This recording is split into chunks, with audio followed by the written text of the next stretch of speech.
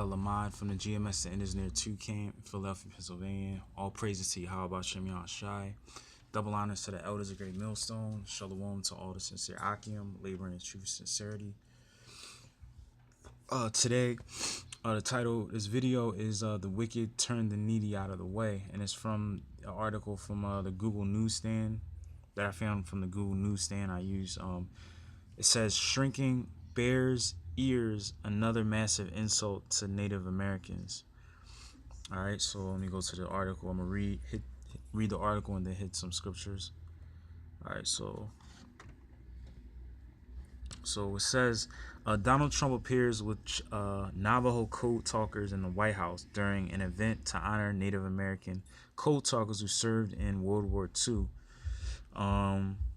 And I mean, one thing is, you could say this too with the Buffalo Soldiers or whatever, because the Buffalo Soldiers, from what I know, they were basically just set up to fight against the indigenous people. I think the first time the Buffalo Soldiers were enacted, they were fighting the Spanish-American War, which took place in, I believe, Cuba, where that's why, like, because I would always wonder why, say like Guantanamo Bay is in Cuba, but the U.S. has territory there, and the Spanish were fighting Spain were fighting over that territory.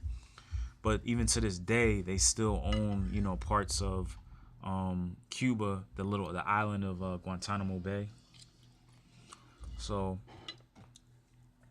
and the thing is, like, why, knowing everything that the so-called white man did to the Gadites, why would you sit there and like risk your life and help them, fight their wars and all that? I never understood that, but hey. So it says November was Native American Heritage Month, which I never even knew that. They don't ever even talk about that. I mean, they keep that, I guess, more under wraps than Black History Month, because sometimes, I guess, Black History Month, you would know, February. This is like the first time I'm like hearing about this.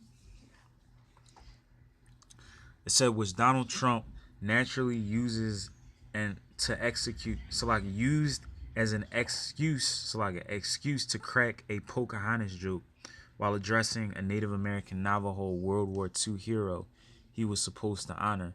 Trump presumably couldn't be bothered, but it is worth learning more about their truly fascinating story. But now that month is over and Trump and his administration are taking the opportunity to escalate their disrespectful attacks on Native American heritage and history. It says on Monday, the president is expected to unveil a plan to drastically reduce the size of two national monuments in Utah, Bears Ears and Grand Staircase Escalante by 85% and nearly 50% respectively. According to documents leaked from the Interior Department, the Republican congressional delegation from Utah has pushed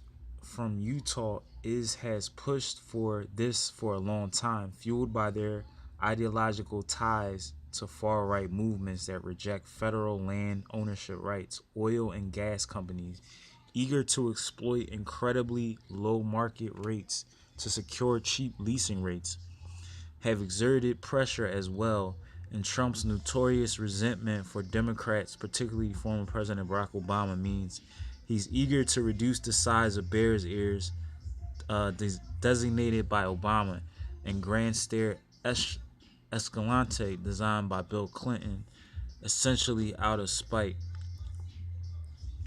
It says, but this move is a vicious slap in the face of Navajo, Ute Mountain, that have spent years, particularly the Navajo, working to get Bears Ears designated in the first place. The idea of Bears Ears was initiated by Navajo leaders and activists who went through a hellish political process which got extremely ugly at one point when San Juan County Commissioner Phil Lyman led an armed group of men into sensitive lands to stand up for the white man's right to use ATVs to tear up lands dear to the local tribes, to clear the path for Obama to sign the national monument designation in 2016. It said we've obviously very disappointed.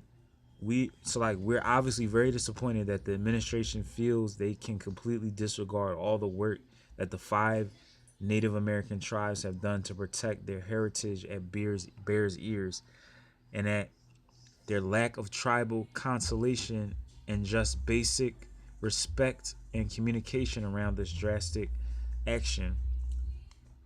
Uh,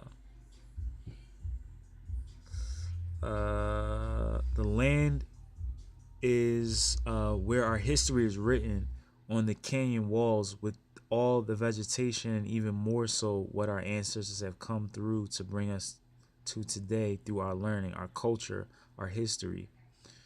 Let me see what pertinent information.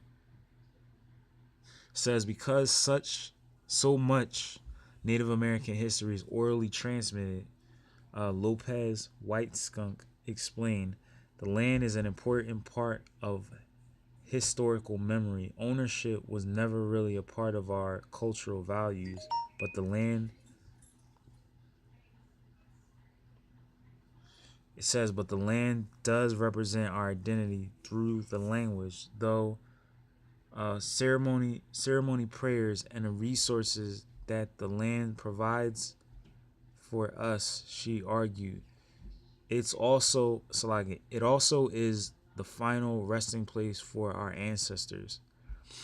Because basically, Gad in the first place, they didn't have like, it was just the land basically belonged to everybody. That's the way they looked at it. It's not like they was like, okay, this is our land, you can't get on it or whatever.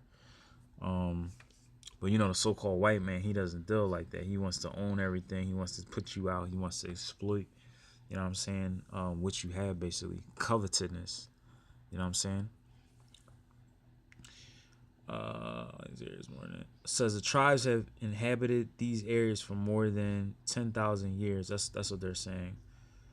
It says they are deeply they are deep cultural and spiritual ties to not just the objects that are protected under the national monument, but to everything that informs who they are as people. And like the scriptures say that Psalms 83, that they basically made a covenant. You know what I'm saying? The heathen made a covenant to basically cut us off from being a nation. This is an example of what's going on right here.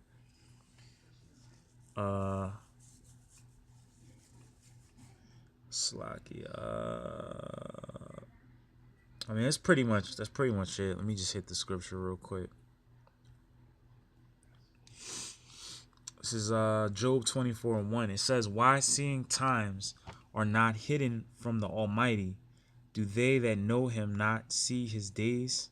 So basically, the Most High basically sees, what I'm saying, everything that's going on. You know what I'm saying? Like the scripture talks about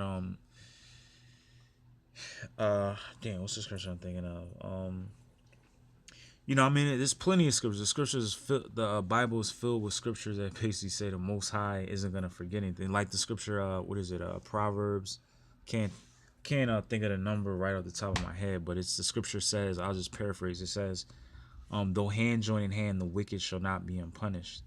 So we know that basically, though the so-called Native Americans and the so-called white man are so-called getting along diplomatically, that the Most High isn't gonna forget basically what was done to his people, being the so-called Gadites or Reubenites or or Issacharites or whatever indigenous people they stole the land from.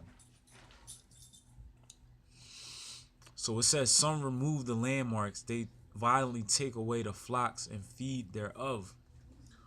Yeah, and this is a perfect example of the so-called white man stealing landmarks, and he's doing this all over the country. This ain't just the only, It was an article I did, video I did last week talking about the same thing. But this is what the so-called white man does. You got Gadites scattered around all across the United States, and basically that's what the so-called white man is doing, is basically, taking their land. He's doing it through his treaties and paperwork and all that stuff. He's such a gangster with the paperwork. He's gonna make a treaty and then he's gonna break it if it benefits him. Uh, it says they drive away the asses of the fatherless. They take the widow's ox for a pledge. It says they turn away the needy out of the way. The poor of the earth hide themselves together. And that's basically what, what I'm saying. Will be going back to the needy will be going back to like the meek because our people are needy. You know what I'm saying? When you look at the so-called white man, he took the best land and he put the Gadites on the worst, most unfertile land, all isolated, in certain parts of the country, to basically destroy them or kill them off. I mean, that's what basically is going on right now.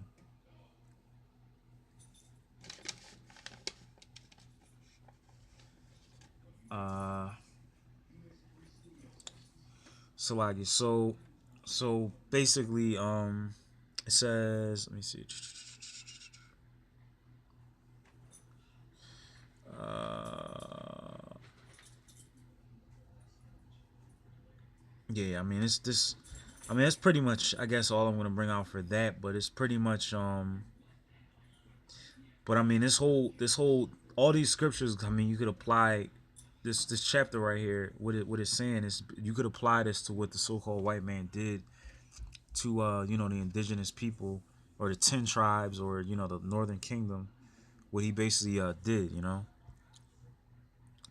and that's it happened before, and it's basically still, what I mean, still going on to this day. You know what I'm saying? The so-called white man, he doesn't have any remorse or for doing any of the things that he did. You know what I'm saying? So, I mean, with that, I hope this is edifying. I want to give all praises to Yahawah, Sham, Yahawashi. Double honors to the elders, a great millstone, and shalom.